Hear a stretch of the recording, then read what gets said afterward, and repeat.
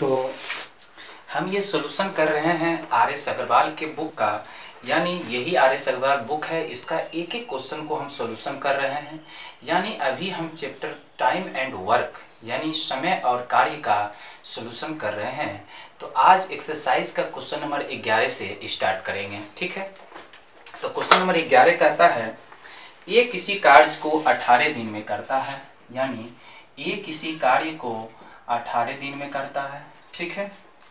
और ए किसी कार्य को 18 दिन में, बी 20 दिन में, यानी बी 20 दिन में और सी 30 दिन में पूरा करता है, ठीक है। तो पहले ये तीनों का क्या करते हैं, एलसीएम लेते हैं। तो ये तीनों का एलसीएम लेंगे तो कितना हो जाएगा तीनों का एलसीएम, यानी 18, 20, 30 ये सभी का एलसीएम हो जाएगा 180 हो जाएगा, ठीक है।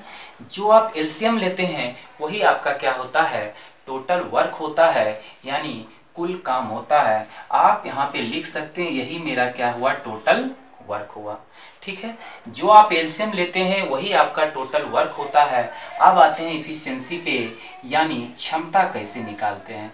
तो क्षमता निकालने के लिए बताए थे कि काम बटे समय, यानी जिसका आप क्षमता निकाल रहे हैं उसी का समय यूज करेंगे, यानी 180 बटे 18 10, यानी ए की क्षमता कितना निकलेगा 10। 180 बटे 20 यानी 9, 180 बटे 30 यानी 6, ठीक है। ए की क्षमता 10 निकला, बी की क्षमता 9 निकला और सी की क्षमता 6 निकला। और क्वेश्चन कह रहा है क्या, उसके बाद क्वेश्चन कह रहा है क्या, बी और सी मिलकर इस कार्य को आरंभ करते हैं किंतु 2 दिन बाद वे काम छोड़कर चले जाते हैं। यानी बी और सी आरंभ करते हैं तो बी और सी 2 दिन तक काम करता है और 2 दिन के बाद बी और सी दोनों काम छोड़ के चला जाता है। तो जरा सोचिए, 2 दिन के बाद बी और सी दोनों काम छोड़कर चला जाएगा तो काम जो शेष बचेगा उस काम को कौन पूरा करेगा, तो उस काम को पूरा करेगा ए। तो हम ये जानना चाहते हैं कि बी और सी 2 दिन में कितना काम किया होगा। तो काम बराबर फार्मूला होता है समय इंटू क्षमता। तो बी और सी दोनों का काम निकाल रहे हैं, तो दोनों का काम निकाल रहे हैं तो समय यानी 2 दिन किया।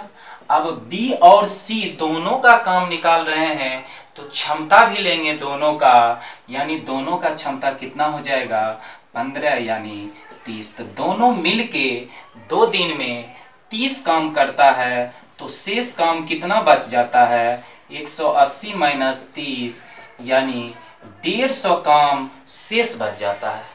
अब बताइए 150 काम शेष को कौन पूरा करेगा, तो ए पूरा करेगा, यानी कितनी क्षमता से करेगा, तो 10 की क्षमता से आंसर होगा 15 दिन, यानी ए 15 दिन में उस काम को पूरा करेगा।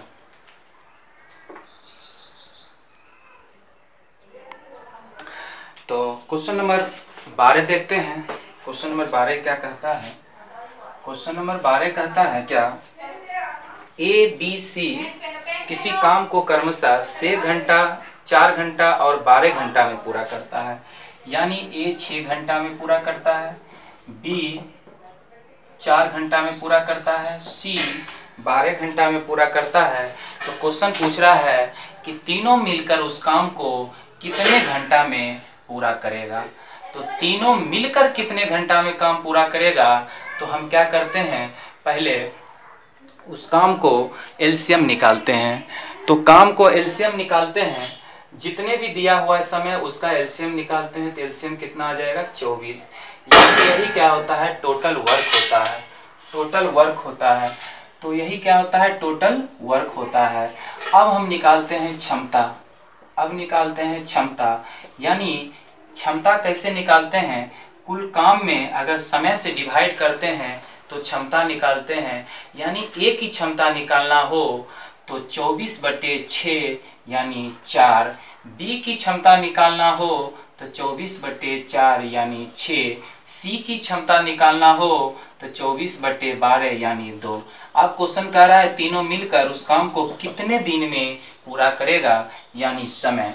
समय बराबर क्या होता है, समय बराबर होता है कार्य बटे क्षमता।